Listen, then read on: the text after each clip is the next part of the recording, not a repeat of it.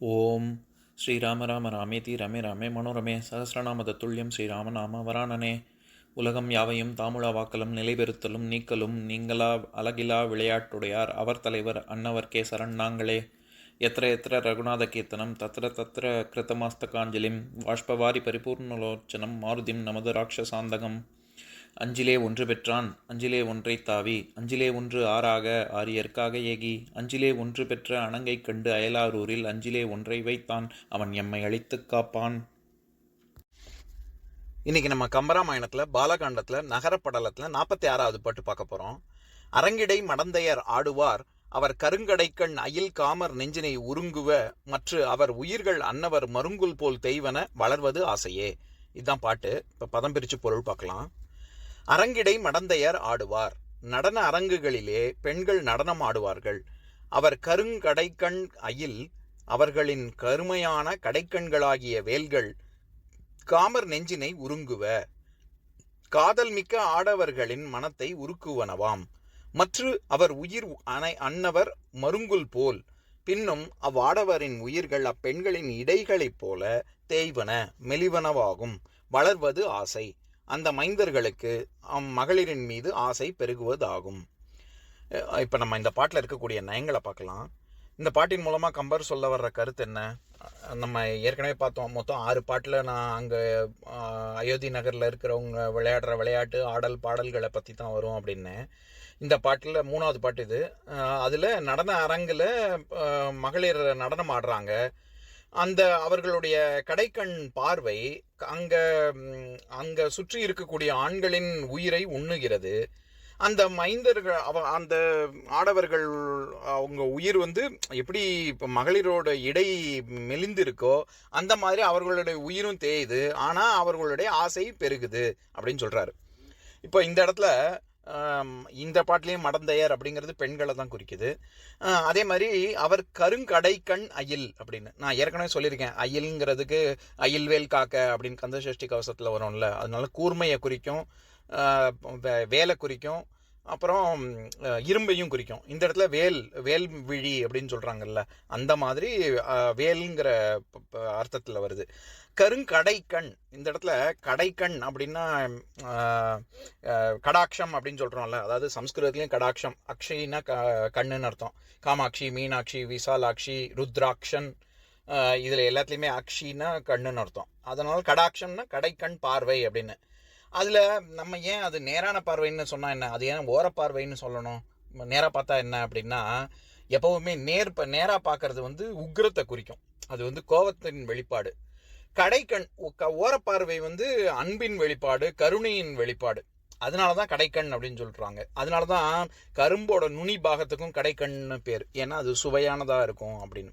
அதனால இந்த இடத்துல அவர் கருங்கடைக்கண் அயில் அப்படிங்கிறது அவங்களுடைய அந்த பெண்களின் ஓரப்பார்வை அப்படின்னு வருது. அதே மாதிரி காமர் நெஞ்சினை உருங்குவ அப்படிங்கிற இடத்துல காமர் அப்படிங்கிறது காதல் கொண்டுள்ள ஆண்கள் அப்படின்னு நம்ம அர்த்தம் பண்ணோம்ல. காமம் அப்படிங்கிற சொல்லுக்கு அதாவது மயக்கம், விருப்பம், மயக்கம், அதுக்கப்புறம் ஒரு புணர்ச்சி, இன்பம், அதுக்கப்புறம் இது 4 புருஷார்த்தங்களில் 4, அது உண்மை உறுதி பொருளில் 1 இன்பம். இந்த மாதிரி நிறைய அர்த்தம் இருக்குது. நம்ம அதாவது புணர்ச்சி இன்பம் மட்டும்தான் அப்படின்றது கிடையாது. ஏன்னா நம்ம திருக்குறள்லேயே மெய்யுணர்தல் அப்படிங்கிற அதிகாரத்தில் கடைசி குறள், காமம் வெகுளி மயக்கம் இம்மூன்றன் நாமம் கெடக்கெடும் நோய் அப்படிங்கிற குறளில் காமம்ங்கிறது அந்த இடத்துல என்ன சொல்கிறாரு? அவர் நம்ம எதுக்காவது ஒன்று விழையிறோம்ல, ஆசைப்படுறோம்ல, அந்த அர்த்தத்தில், ஆசைங்கிற அர்த்தத்தில் தான் வருது. அதனால தான் நம்ம கேட்குறத கொடுக்கக்கூடிய ஒரு பசுமாடு, அதை காமதேனு, தேன்னா கொடுக்கறது, காமதேனு நம்ம ஆசைக்கு நம்ம என்ன நினைக்கிறோமோ அதை கொடுக்கறது. காமாட்சி அப்படிங்கிற கடவுள் பேரும், அதாவது நம்ம அந்த கருணை கொண்ட பார்வையினால் நமக்கு வரம் கொடுக்குறாள்ல, அதனால தான் துர்கைக்கும் காமாட்சின்னு பேர். காமகோடி அப்படின்னு காஞ்சி காமகோடி பீடம் அப்படின்னு சொல்கிற இடத்துல காமகோடி அப்படிங்கிறது அதாவது என்ன சொல்கிறது, விருப்பங்கள் முடிவடைந்த இடம் அப்படின்னு அர்த்தம். காமகோடி அப்படிங்கிறது. அதனால எல்லா இடத்துலையும் காமம்னா வெறும் புணர்ச்சி இன்பம்னு மட்டும் அர்த்தம் பண்ணக்கூடாது. இந்த இடத்துலையும் காதல் அப்படிங்கிற அர்த்தத்தில் தான் வருது. காதல் கொண்டுள்ள ஆடவர்கள் மனத்தை வந்து அப்படியே உருக்குது அப்படின்னு. அந்த இடத்துல உருக்குவ அப்படிங்கிறது உருங்குவ அப்படின்னு மெலித்தல் விகாரம் பெற்று வந்திருக்கு. இந்த இடத்துல நம்ம இந்த பாட்டில் அரங்கிடை, கருங்கடை, உருங்குவ, மருங்குல் போல் அப்படின்னு வர்றதுக்கு எல்லாம் இங்கு நகர ஒற்று வருது இல்லை, அந்த இடத்துல வர்றதுக்காக உருக்குவங்கிறத உருங்குவ அப்படின்னு பண்ணியிருக்காருன்னுலாம் நம்ம சொல்லக்கூடாது. ஏன்னா எப்பவுமே கம்பர் மாதிரி ஒரு புலவர்கள்லாம் சும்மா அந்த இயல்பா வரணும், ஓசை நயம் இருக்கணுங்கிறதுக்காக இஷ்டத்துக்கெல்லாம் வார்த்தையை நுழைக்க மாட்டாங்க. நான் ஏற்கனவே சொல்லியிருக்கேன், செய்யுள் விகாரங்களில் நன்னூல் நூற்பா எப்பவும் வழக்கம் போல சொல்லுவேன்ல, வலித்தல் மெலித்தல் நீட்டல் குறுக்கல் விரித்தல் தொகுத்தல் வரும் செய்யுள் வேண்டுழி ஒரு மொழி மூவழி குறைதலும் அனைத்தே அப்படின்னு. அந்த இடத்துல மெலித்தல் விகாரம் உதாரணம் கூட நான் ஏற்கனவே சொல்லியிருக்கேன்னு நினைக்கிறேன். அதாவது புனத்தில் காவல் செய்யும் தலைவி திணை கதிர்களை உண்ண வரும் கிளிகளை வந்து இந்த தென்னை பனை ஓலைகள் மட்டைகளை 4 பாகமாக பிளந்து அதில் இருக்கிற ஒரு தட்டை குச்சியை வச்சு ஒலி எழுப்பி கிளிகளை விரட்டுவா. அதை சொல்கிற இடத்துல தண்டையின் இனக்கிளி கடிவோள் அப்படின்னு வரும். அந்த இடத்துல தட்டையின் இனக்கிளி கடிவோள் அப்படின்னு தான் வரணும். ஆனால் டகரம் கசட தப்பற அந்த வல்லினம் வந்து நமன மெல்லினம் தட்டைங்கிறது தண்டையின் இனக்கிளி கடிவோள் அப்படிங்கிற உதாரணம் நான் ஏற்கனவே சொல்லியிருக்கேன்னு நினைக்கிறேன். அது வந்து மெலித்தல் விகாரம். அந்த மாதிரி இந்த இடத்துல உருக்குவ அப்படிங்கிறது ககர ஒற்று, அதாவது வல்லினம் எழுத்து, உருங்குவ நகர ஒற்று, மெல்லினமாக திரிந்து வருவதனால் இது வந்து மெலித்தல் விகாரமாகவும் இதை வச்சுக்கலாம். இன்னொன்று, உருங்குவ அப்படிங்கிறதுக்கு நம்ம என்ன அர்த்தம் பார்த்தோம், அவர் உயிரை உண்ணும் அப்படின்னு. உருங்குதல்னு ஒரு வார்த்தை இருக்கு, அதுக்கு உண்ணுதல்னு ஒரு அர்த்தம். அதனால அப்படியும் அர்த்தம் பண்ணிக்கலாம்.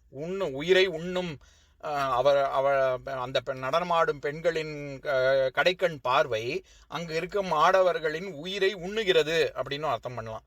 இதுக்கு ஒரு உதாரணமும் இருக்கு. அதாவது பரிபாடல்ல திருமாலை பற்றி வர்ற ஒரு பாட்டு.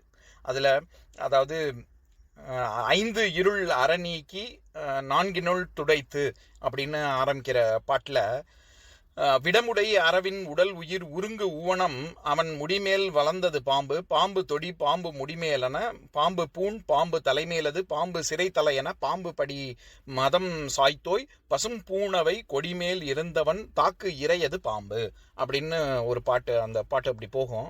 அதில் என்ன சொல்லியிருப்பாருன்னா, அந்த விஷமுடைய பாம்பு அதனுடைய உடல் உயிர் உருங்கு ஊவனம், அந்த இடத்துல உண்ணும் ஊவனம்னா நான் ஏற்கனவே சொல்லியிருக்கேன், கம்பராமாயண பாட்டிலேயே நம்ம பார்த்துருக்கோம். ஊனம்னா கருடன் குறிக்கும், ஊன்னாலே உயர்ச்சி, அதனால தான் ஊவனர் அப்படின்னா தேவர்களை குறிக்கும்னு சொல்லியிருப்பேன். இந்த இடத்துல உருங்கு ஊனம் அப்படிங்கிறது அது அந்த பாம்பை உண்ணும் கருடன், அவன் முடிமேல் வளர்ந்தது பாம்பு, அந்த கருட கொடியை கொண்டுள்ள விஷ்ணுவே பாம்பு தொடி அதையே அணிகலனாக பூண்டுள்ளவனே, பாம்பு பூண் பாம்பு தலைமேலது, நீ இப்போ உன் தலைக்கு மேலேயே ஆதிசேஷனுங்கிற பாம்பு தான் இருக்கு, பாம்பு சிறை தலையன, நீ அந்த பாம்பையிலேயே மேலேயே படுக்கையா வச்சு படுத்துன்னு இருக்க, பாம்பு படி மதம் சாய்த்தோய், அப்படி படுத்து பாம்பையே நீ சாயவில்லை, மாறாக நீ பாம்பை சாய்த்து விட்டாய், பசும் பூணவை கொடிமேல் இருந்தவன் தாக்கு இறையது பாம்பு.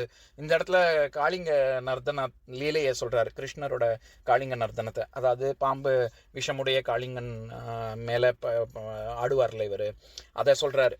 அந்த இடத்துல எதுக்கு இந்த பாட்டை உதாரணமாக சொல்கிறேன், இந்த இடத்துல விடமுடைய அரவின் உடல் உயிர் உருங்கு ஊவனம் அப்படிங்கிற இடத்துல உடலையும் உயிரையும் உண்ணும் கருடன், அந்த பாம்பை உண்ணும் கருடன் அப்படின்னு வருது இல்லை, அந்த மாதிரி இந்த இடத்துல காமர் நெஞ்சினை உருங்குவ அப்படின்னா காதல் கொண்டுள்ள ஆண்களின் மனதை உடலையும் உயிரையும் உண்ணும் அப்படின்ற அர்த்தமும் பண்ணிக்கலாம். மற்ற அவர் உயிர் அன்னவர் மருங்குல் போல், பின்னும் வாடவரின் உயிர்கள் அப்பெண்களின் இடைகள் போல் தேய்வன அப்படின்னு பார்த்தோம்ல, அந்த இடத்துல மருங்குல் அப்படின்னா இடுப்பு அப்படின்னு சொன்னேன்ல. இது நம்ம ஏற்கனவே மதில் சுவரை பற்றி வர்ற பாட்டில் 102வது பாட்டில் நம்ம ஏற்கனவே பார்த்தது தான். அந்த பாட்டை படிக்கிறேன் கேளுங்க. பஞ்சி வான்மதியை ஊட்டியது அணைய படர் உயிர் பங்கைய செங்கால், வஞ்சி போல் மருங்குல் குறும்பை போல் கொங்கை வாங்கு வேய் வைத்த மென்பனை தோள் அம்சொலார் பயிலும் அயோத்தி மாநகரின் அழகுடைத்து அன்று என அறிவான் இஞ்சி வஞ்சிவான் ஓங்கி இமையவர் உலகம் காணியே எழுந்தது ஒத்துள்ளதே அப்படின்னு. மதில் சுவர் ஏன் அவ்வளோ பெருசாக இருக்குது அப்படின்னா, நிஜமாவே அயோத்தி மாநகரில் இருக்கக்கூடிய பெண்கள் எவ்வளோ அழகாக இருக்காங்களோ அதே அழகு அவங்க தேவர்கள் தேவலோகத்திலையும் அந்த பெண்கள் அப்படித்தான் இருக்காங்களா, இருக்க வாய்ப்பே இல்லை அப்படிங்கிறத ஒரு தன் குறிப்பை ஏற்றி ஒரு பாட்டு சொல்லியிருப்பார்ல. அதில் வஞ்சி போல் மருங்குல் அப்படின்னு, வஞ்சி கொடியை போன்ற இடுப்பை உடைய பெண்கள் அப்படின்ற இடத்துல மருங்குல் அப்படின்னா இடுப்புன்னு இடை அப்படின்னு பார்த்தோம்ல, அதே மாதிரி தான் இந்த இடத்துலையும் அன்னவர் மருங்குல் போல் அப்படின்னா மருங்குல் போல் தேய்வன, அது ஏற்கனவே தேய்ந்து கொண்டிருக்கிற இடுப்பு அப்படியே இடை அப்படின்னு சொல்றார். பரிபாடல் பாட்டை பற்றி சொல்லும்போது இது திருமாலோட பற்றி வர்ணிக்கிற ஒரு பாட்டு அப்படின்னு சொன்னேன்ல, அந்த இடத்துல திருமால் இது வந்து விஷ்ணுவை பற்றினது அப்படின்னு ஒவ்வொரு தடவையும் சொல்லணுங்கிறது இல்லை. ஏன்னா திருமால் வேற, விஷ்ணு வேற, முருகன் வேற, சுப்பிரமணியன் வேற, பிள்ளையார் வேற, கணேஷ் வேற, இந்த மாதிரி கடவுள் வேற வேற அப்படிங்கிற ஒரு கொள்கைக்கு நான் உடன்படலை.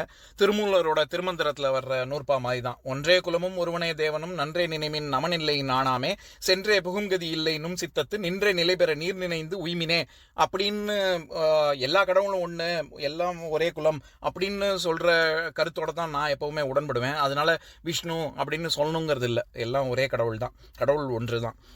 எதுக்கு இதை சொல்ல வேண்டியிருக்குன்னா, நம்ம பொதுவாகவே எல்லாத்தையும் பாதி தானே படிக்கிறோம். படிச்சுட்டு நம்மளுடைய உட்பொருள் நம்ம என்ன சொல்லியிருக்காங்க அப்படிங்கிற மெய்ப்பொருளை நம்ம பார்க்கறதே இல்லை.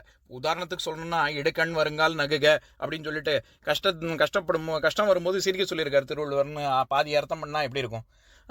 அதனை அடுத்து உருவது அஹ்தொப்பதியில்னு சொன்னால் தானே கருத்து முற்று பெறுது.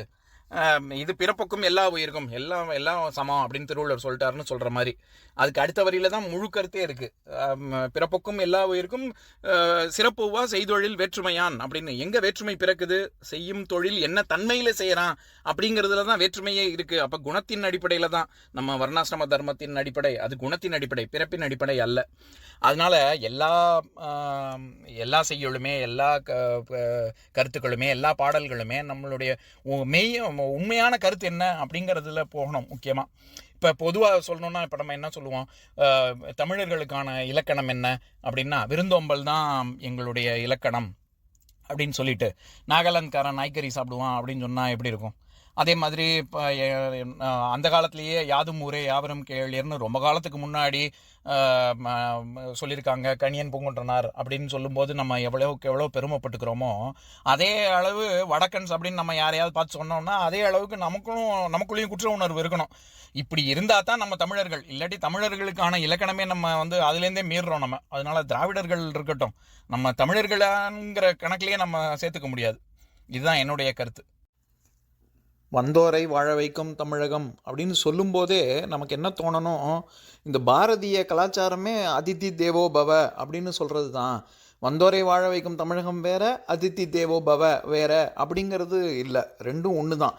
அதனால தான் நான் என்னுடைய யூடியூப் சேனல்லையும் பாரதமும் தமிழும்னு தான் வச்சுருக்கேன். தமிழ் என் உயிர், தமிழ் என் மூச்சு, தமிழ் இனிய தமிழ் இப்படிலாம் வைக்காமல் தமிழும் பாரதமும் அப்படின்னு கூட வைக்காமல் பாரதமும் தமிழும் அப்படின்னு வச்சுருக்கேன். ஏன்னா முதல்ல நம்ம எல்லாருமே பாரத தேசத்தில் இருக்கிறவங்க அப்படிங்கிற ஒரு உணர்வு வரணும், அப்புறமா தான் தமிழனுங்கிற உணர்வு. அதுக்காக தான் இதெல்லாம் சொல்கிறேன். இப்போ நான் இந்த பாட்டை இன்னொரு தடவை படிக்கிறேன், கேளுங்க. அரங்கிடை மடந்தையர் ஆடுவார், அவர் கருங்கடை கண் அயில் காமர் நெஞ்சினை உருங்குவ, மற்ற அவர் உயிர்கள் அன்னவர் மருங்குல் போல் தேய்வன வளர்வது ஆசையே. இன்னொரு நாள் இன்னொரு பாட்டு பார்க்கலாம். ஓம் சாந்தாகாரம் புஜகசயனம் பத்மநாபம் சுரேஷம் விஸ்வாதாரம் ககனசத்ரசம் மேகவர்ணம் சுபாங்கம் லக்ஷ்மீகாந்தம் கமலநயனம் யோகி ஹிருத்யானகம்யம் வந்தே விஷ்ணும் பவபயஹரம் சர்வலோகைகநாதம். உம்பரோடு இம்பர்காரும் உலகம் ஓர் ஏழும் ஏழும் எம்பெருமான் என்று ஏத்தி இறைஞ்சி நின்று ஏவல் செய்ய தம்பியரோடும் தானும் தருமமும் தரணி காத்தான் அம்பரத்து அனந்தர் நீங்கி அயோத்தியில் வந்த வள்ளல். ஓம் பூர்ணமதః பூர்ணமிதம் பூர்ணாத் பூர்ணமுதஸ்யதே பூர்ணஸ்ய பூர்ணமாதாய பூர்ணமேவாவசிஷ்யதே. ஓம் சாந்தி சாந்தி சாந்திஹி. ஓம் சர்வேஷாம் ஸ்வஸ்திர்பவது சர்வேஷாம் சாந்திர்பவது சர்வேஷாம் பூர்ணம் பவது சர்வேஷாம் மங்களம் பவது.